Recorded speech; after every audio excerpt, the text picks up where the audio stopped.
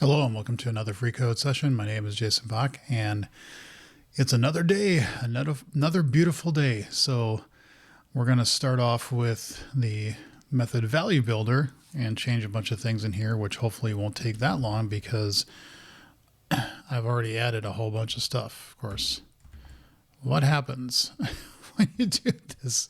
It's like, hey, no, I'm not going to give you what? You're not even going to give me any IntelliSense.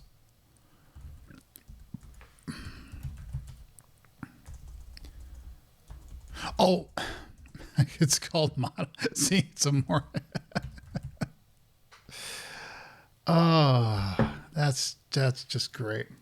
Off to a roaring start in this video. Shit. There we go. Balance is restored. Returns by ref. Well, we don't have that now, do we?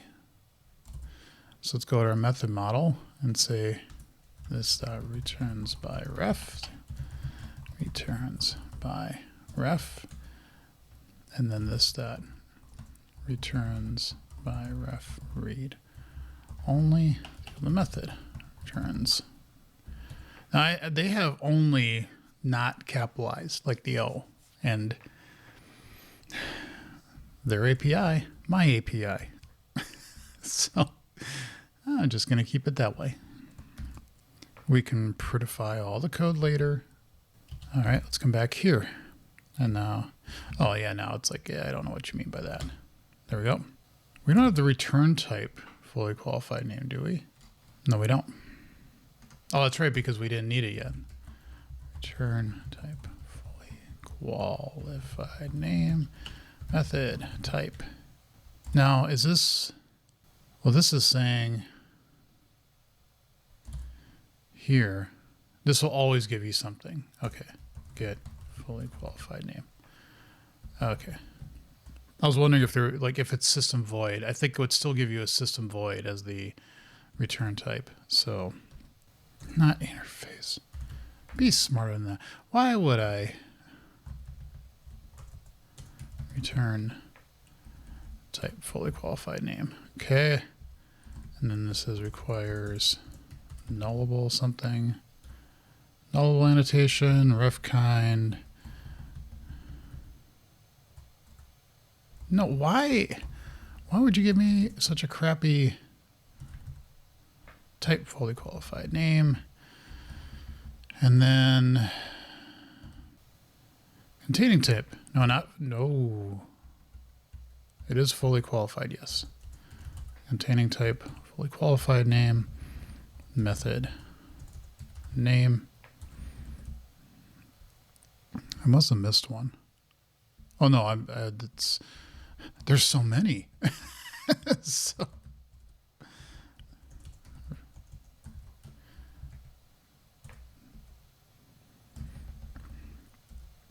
And then we need, no. That's a parameter model. Explicit default value. Yes. There we go. Go. Type fully qualified name. I think I'll be getting to, yeah, I was just going to say, today we'll be getting back to the attributes.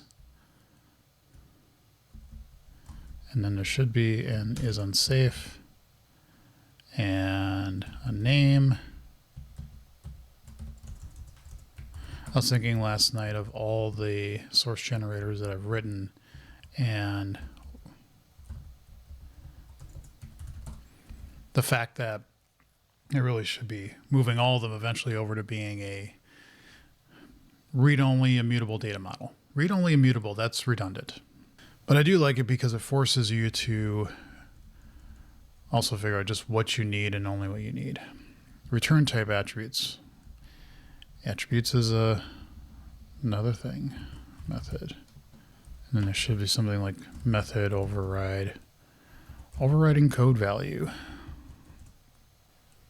Method.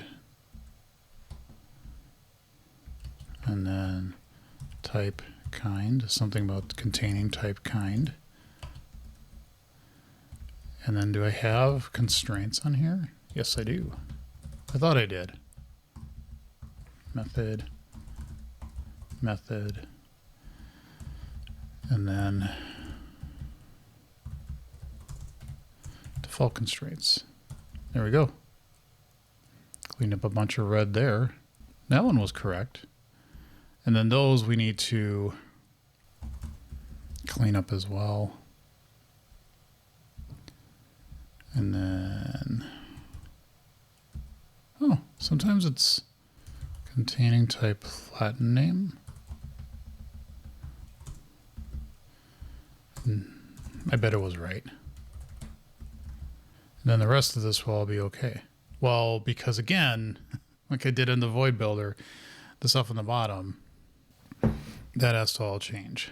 Now, why do we have type to mock here? Oh boy. Yes, with all the projected stuff. Oof. Well, I'm going to have to hit that eventually. Okay. So, get attributes. What does get attributes do? Gives you an array of attribute data. Okay, and then what do we do with it? We have a way to say get attribute description, which we could just, I mean, in this case, we could just return, but there's also a value builder. There was something with like return type attributes. Yeah, but we could capture all that here and just say get attributes or attributes description, and then return type attributes description, which should work because I think with this we just say, oh no, I got to go back over here. I'm sorry, not that one. This one. So we say, if you give me an empty, you give me an empty. No big deal. Okay, so we'll have on here this dot attributes description is equal to method get attributes get description. And what are you barking about here? Well, of course you don't. Of course you don't. And I bet that's now typed as an object. Oh no, it did pick up. But like it doesn't understand. This should just be in rocks extensions, which I have up there. So I don't quite understand. Yeah, now you... Oh, compilation. I need to pass that in. There we go. This, and then what was the other one? This is from the value builder because you need return type attributes. Return type attributes description method, and then return type attributes. Okay. Get description, compilation, and what do we pass in here? Return value.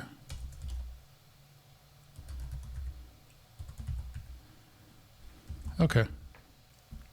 So now we can come up here and do the value builder and say attributes description. And we can just, what we can actually do is, because it's already calculated, and say if the length is greater than 0, because we'll return something, right?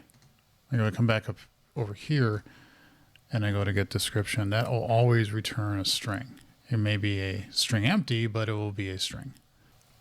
And if there were none, this falls through. It does do an immutable array, but we could do a check up here real quick and say if self length is equal to 0, return string.empty, and just fall through real quick. If you don't have any, boom, we don't even do, yeah, that's actually, now that I look at this is much better because I don't want to do this every time I call it unless I have to. So yeah, now I'm happy with that. Much better. There was something that was bugging me about it, and now I know. So now we can just say this method.attributes description.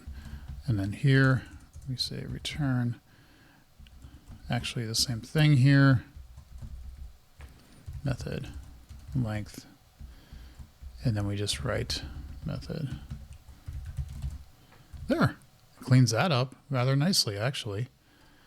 And then we can say the same thing. Get attribute. Oh, well, we need to do this now on a parameter model,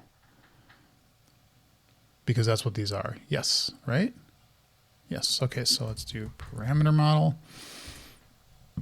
and do the same thing I just did in the method model, which is attributes description, and then put, except that's parameter, and we got to pass in the compilation now. And then we do this, go down, internal. There we go. Okay, so now we have that. Why is, oh, now I need to pass in compilation. I'm always going to do this. I bet there is a way to get to the compilation, but there isn't, because I could see the containing, constructed from. That doesn't help. And this is, yeah, now that I think about it, it makes sense. There is no compilation for a method symbol to an assembly that you're referencing. That's not compiled. The compilation is the current project, is the thing that you're working on. Okay. Yes, save it. So now we should be able to say here, attributes description.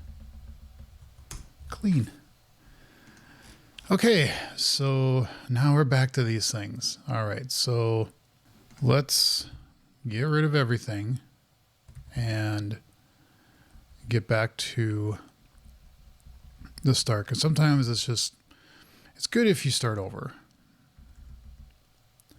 Projected types builder, and I'm starting, if you notice, I'm getting, well, the type builder. I'm like really hoping that at some point that the builders may need the models may need the compilation. The builders shouldn't. By that point, you should have everything you need, and there shouldn't be a reason to have the compilation. So, as my comment says. Okay, so we did the extension builder. I think that's done. We're back to here. We have the shim fields and that stuff. I'm going to put that back in. What is... Oh, these should be V3 now. V3. We'll put the properties later in. Shim type, shim fields. Yeah, we'll get to you. We'll get to you. Don't worry. It's all good. It's all good, man. I am currently watching the show Lucifer, which is a little repetitive at times, but the guy who plays Lucifer is the reason to watch the show. It's just hilarious. I really find it funny how he does, how he plays Lucifer and how he acts. It's great. Okay. So we come back to here. Oh, I could take this off now. Okay. Attribute description, get rid of all that. I thought I cleaned this all up. I guess maybe I didn't do this one yet. And then we can say if method